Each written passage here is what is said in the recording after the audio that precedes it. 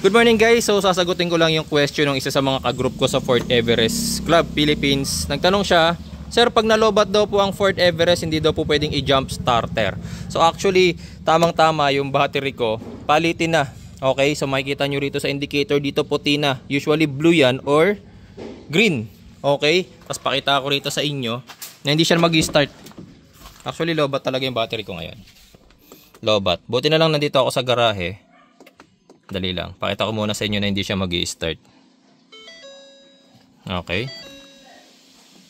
Okay. So, start natin. Ayan. Hindi siya nag-start, guys. Lobat siya. Okay. Ayan, oh. Okay. So, wag na natin pilitin. Lobat talaga.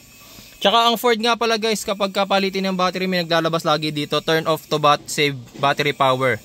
Pag bago battery nyo, hindi siya magaganon. Pero kapag medyo palitin na siya, lagi na siya naglalabas dyan. Turn off accessory to save battery power, something like that. Okay? So ngayon, para makita nyo rin, ito meron akong battery tester. Ito nga pala meron tayong bagong car jump starter. Ni-review ko na yan noong nakaraan, pero papakita ko rin sa inyo rito. Pakita muna natin kung gaano nakahina itong battery na to. Actually, mahina na talaga siya. Buti na lang nandito tayo sa garahe, kaya medyo maingay. Pagpasensyahan nyo na. Ito yung ating battery tester. 12 volts in vehicle. Battery test. Regular flooded cold cranking amps. This is DIN 72 ata. Kung hindi ako nagkakamali. So mga nasa 700 cca dapat to. Adjust muna natin yung cold cranking amps. Dapat 700 cca. Makikita nyo 233 amperes na lang and the voltage is 11.6 volts. Drain na mababa na rin yung kanyang cold cranking amps para na lang siyang brand yung motor, baterya ng motor. So gagamitin natin to ngayon, yung ating car jump starter. Sa mga nagtatanong sa nakakabili ng car jump starter ko, ilalagay ko lang yung product link sa video description tsaka sa pin comments. Tapos ito, kakabit muna natin yung kanyang jumper cable. Okay. Sa positive, syempre, sa positive terminal ng battery. Yung negative, I would suggest lagi, ito yung problema kay Ford. Paano aabot? Hindi makaabot sa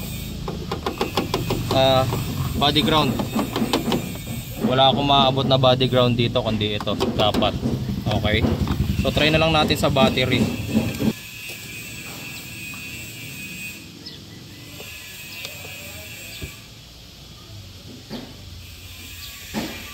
Ayan.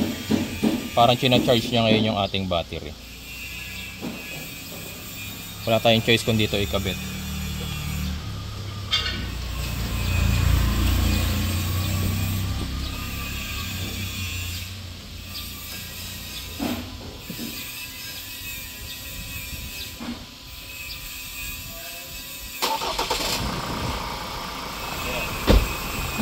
Gamit yung ating car jump starter, nakita nyo. One click, start agad yung ating battery. So hayaan ko na yan. So ito, pwedeng mag jump start guys, jump starter. Pero baka yung tinatanong ng iba, yung isang klase guys, yung ipa-parallel. Mali kasi yung tawag ng iba, series eh. Pag sinabing parallel, meron pang isang sasakyan, halimbawa yung positive nung sasakyan na battery, i-connecta rito using jumper cable or jumper wires. Tapos yung negative nun, engine or body ground ng sasakyan. Pero ito, car jump starter yung ginamit natin. So pwede. Okay. Pero yung isang klase, yung pinaparallel yung wiring, yun yung hindi yata pwede. Pero hindi ko pa nasusubukan sa Ford yun eh. Okay.